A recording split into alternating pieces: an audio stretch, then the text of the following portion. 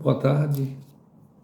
Hoje, quarta-feira, dia 8 de abril de 2025, eu gostaria de compartilhar um pouco com vocês sobre a Páscoa. Sempre vai ter várias versões, mas eu gosto de discorrer um pouco sobre o que diz sobre a Páscoa a Bíblia a partir do livro de Êxodo, que na verdade é onde registra a sua instituição. E a partir do verso 12, Moisés, pelo menos atribuído a Moisés, começa a discorrer sobre o que seria essa Páscoa, né? Qual a finalidade dessa Páscoa. Nos dias de hoje, nós vemos que existe um substituto, né, para o Cordeiro Pascal, que é o ovo de chocolate. E primeiro que é um coelho que não põe ovo, né? Mas a questão do festejar a Páscoa, nada contra o ovo de Páscoa, é muito gostoso. Mas é a essência da mensagem que a Páscoa nos dá. Alguns dizem, um momento de amor, de abraçar, de beijar, de fazer boa obra. E não é bem por aí o caminho, não é isso? A Bíblia, ela aponta para Cristo. Quando Cristo diz, errais em não conhecerdes as Escrituras e o poder de Deus, ele está se reportando ao Velho Testamento. Porque ele diz, as Escrituras falam de mim.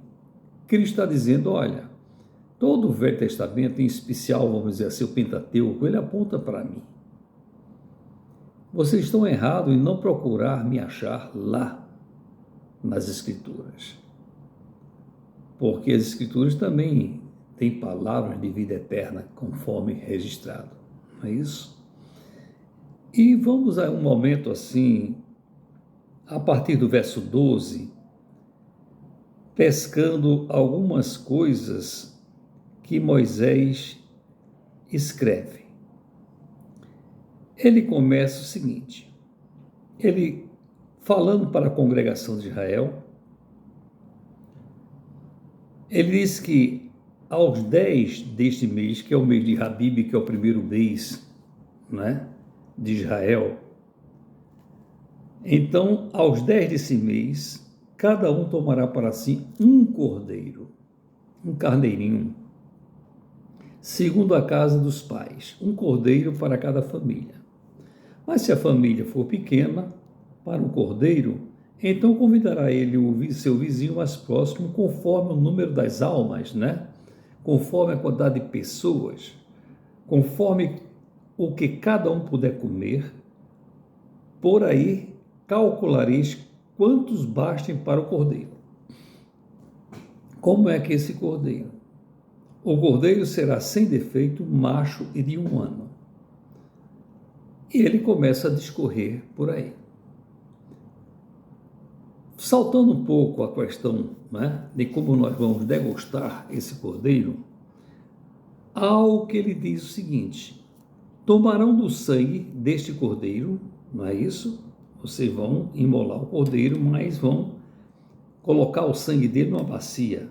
E qual a finalidade desse sangue do cordeiro? Vocês vão pegar esse sangue e vão aspergir, salpicar nos umbrais das suas portas, certo?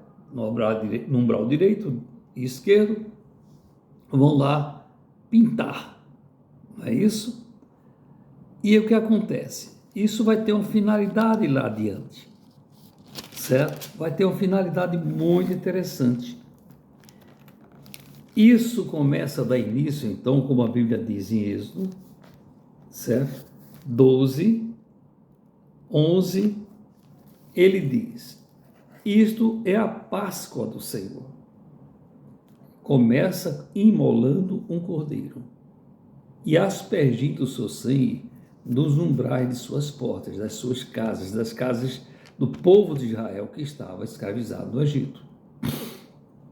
E ele diz o seguinte mais adiante, Este sangue vos será por sinal nas casas em que estiverdes. Quando eu vir o sangue, ou seja, o Senhor está dizendo que ele vai, né? Ele vem, vamos dizer assim, travestido de anjo da morte, mas quando ele passar por essas casas que tiver o sangue do Cordeiro, eles passarem por vós e não haverá entre você praga destruidora. Ou seja, na verdade, Páscoa é passagem. Eu vou passar por cima das suas casas, as casas que estiverem, não é?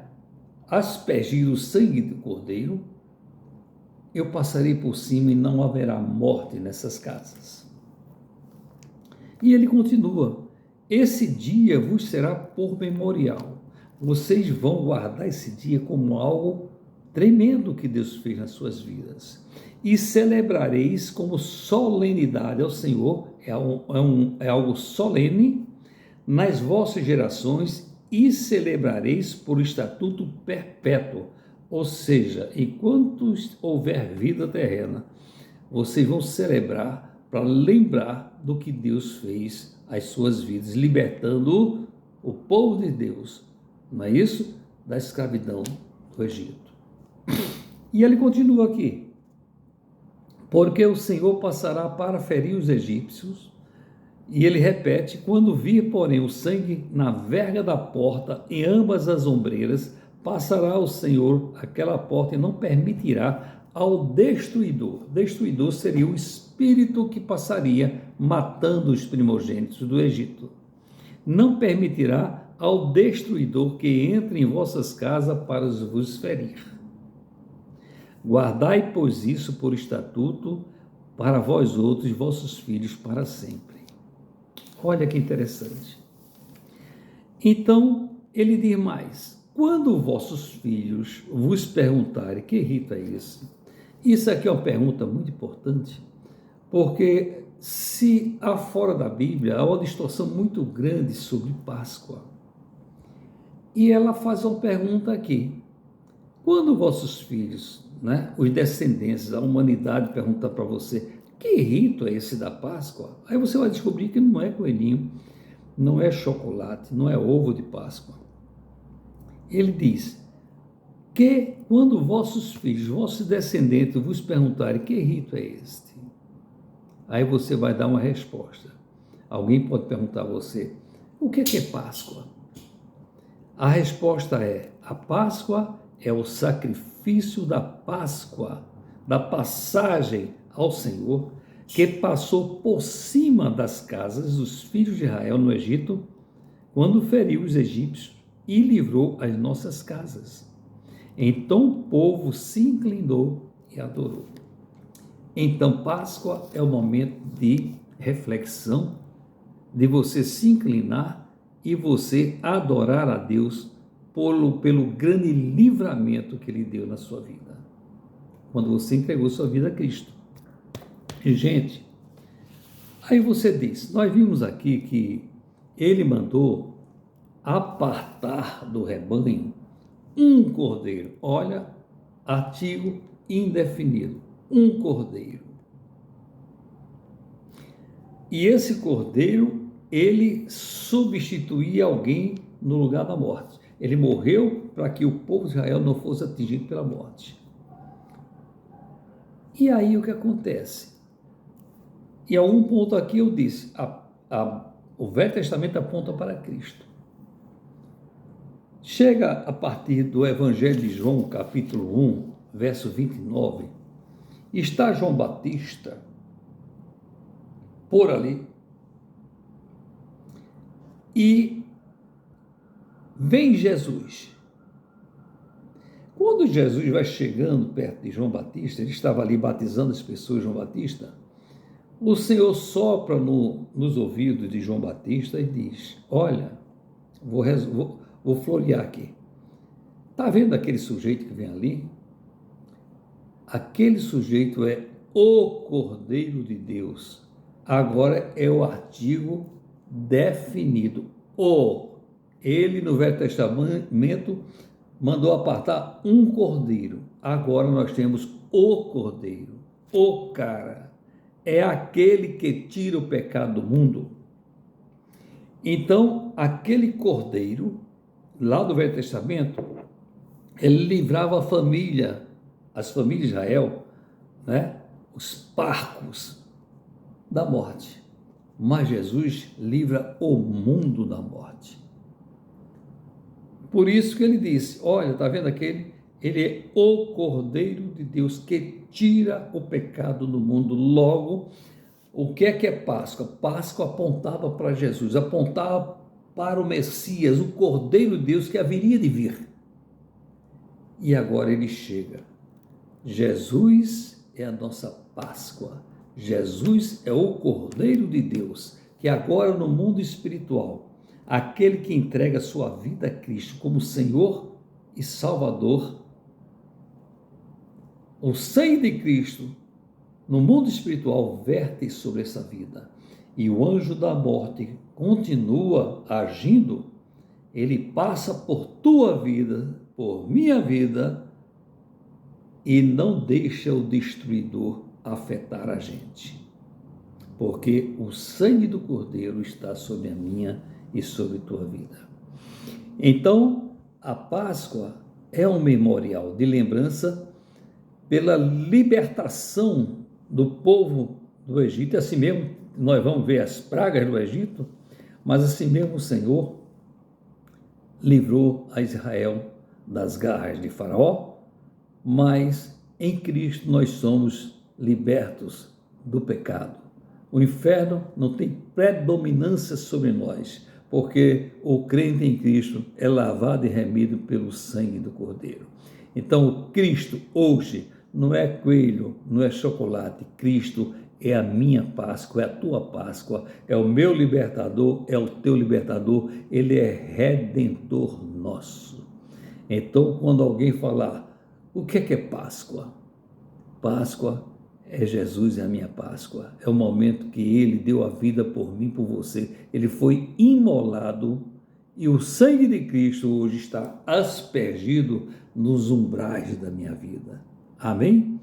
Que Deus te abençoe e que você possa ter um sentimento mais bíblico do que realmente é Páscoa. Amém? Então, que nós possamos ter uma semana na presença do Senhor. E vale salientar o seguinte: os primeiros cristãos, a Páscoa é o ponto mais importante do cristianismo. É a Páscoa, não é Natal, não é Ano Novo, é a Páscoa. Tanto que os primeiros cristãos, muitas vezes, eles passavam o ano inteiro se preparando para o batismo e somente eram batizados na Páscoa. Tal importância desse dia. E aí que essa semana que nos resta, você possa estar introspectando como é que está a tua vida com Deus. E aí você vai na sexta-feira para a igreja, vamos ter a vigília da cruz, nós temos o sábado, mas o principal, no domingo nós temos o culto da ressurreição, às 6 horas da manhã. Aí você levanta cedo e vá para a igreja, escutar o hino, Cristo já ressuscitou, aleluia. Nosso Redentor vive. Amém? Que Deus te abençoe. E se essa mensagem, ela serviu de algo para a tua vida, compartilhe com aquele, com aquela que você acha que vai ser importante essa pessoa ouvir. Amém? Curta, comente e se inscreva em nosso canal. E Deus te abençoe poderosamente. Aleluia. Vamos cá.